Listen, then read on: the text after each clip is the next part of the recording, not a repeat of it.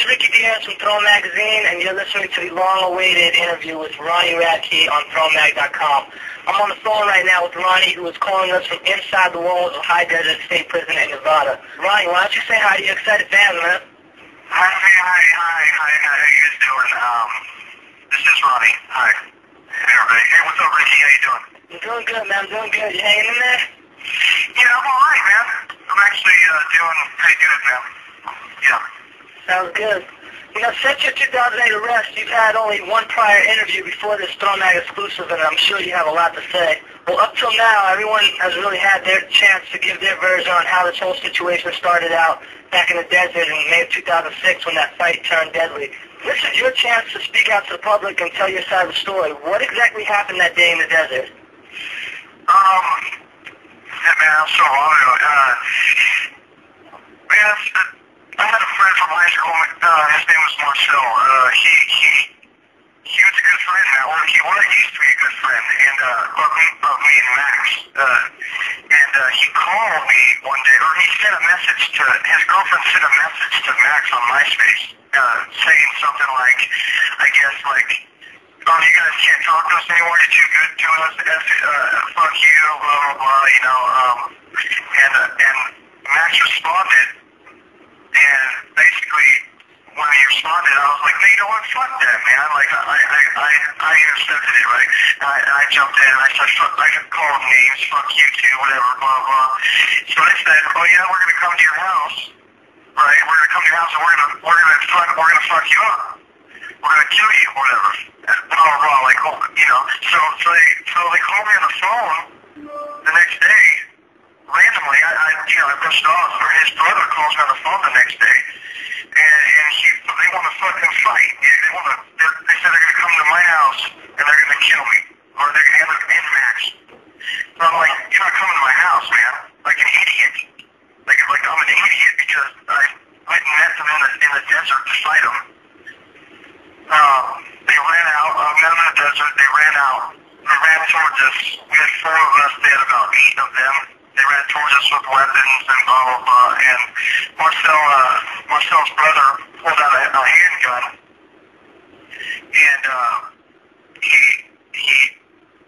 proceeded to point it at us. And the dude I was with, Joe, he grabs the gun from him. He tries to grab it, and when in the struggle, he's grabbing it, and the gun goes off. It goes off 3 times. And as it goes off, Mike Cook runs up and starts kicking him. Starts kicking Joe to get the gun away from Joe, I guess, because they're struggling.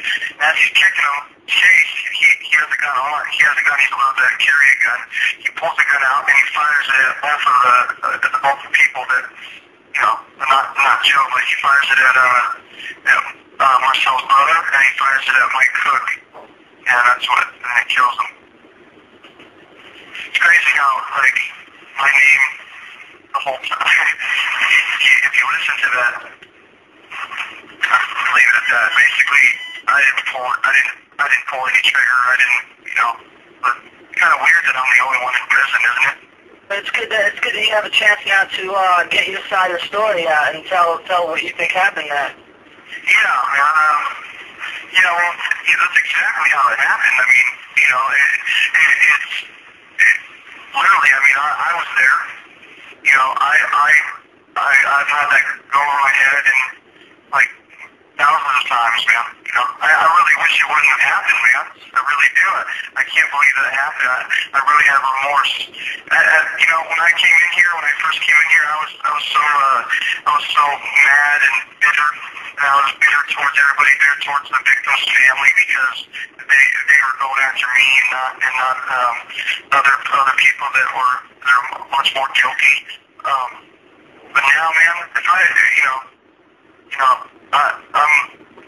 different, man. I feel really bad now. I do. I feel bad. What would you do if your son was killed in the crossfire? Of course, man. Of course.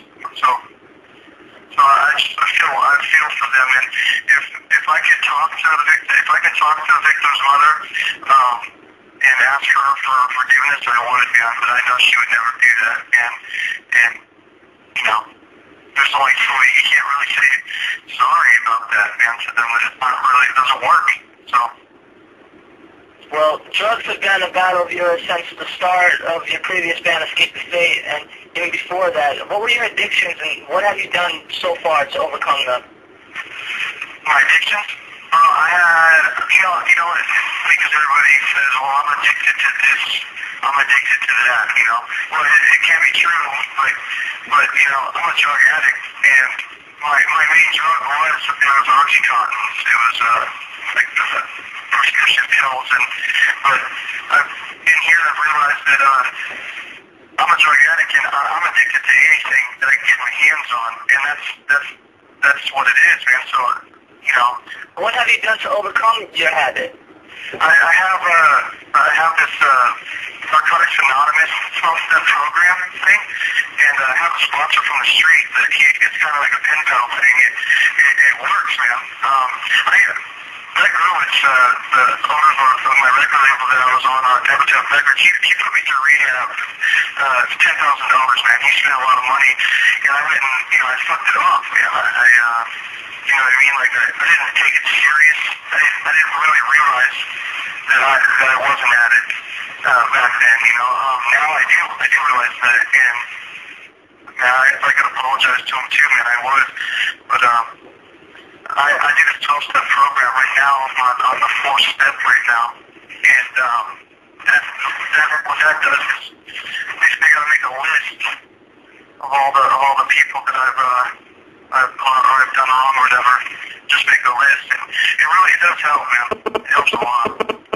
During your initial probation sentencing in 2008, Judge Mosley has said, if your drug problem is as pervasive as it seems, it's a foregone conclusion that you'll be back here in court in front of me, and you'll be facing 4 years. Do you remember him saying that? Yeah. He actually said, you talking about at my sentencing? Yes. He said, I'll never forget the words he said. He pointed at me. He said, drugs, he said that, and he pointed at me, he said, if you come back to me under any circumstance, I will send you. Yeah. He did say that. Since then, there was indeed drug use that contributed to your arrest and current incarceration, correct? Yes. Well, do you think that's a possibility that you'll fall back into the drug scene after you're released from prison? Will you be able to resist the pills? If I don't go to a meeting, meetings are the key to your recovery. And when I get out, I have to immediately go to a meeting because it's not easy in here, but it's easier in here to not do drugs. It is a lot easier actually, but when I get out, man, I gotta go straight to an AA meeting, and that's my main focus. My recovery is more important than anything in the world. My recovery is more important than my music, you know. I didn't realize that before, man. I put everything before my recovery, and it's the other way around now.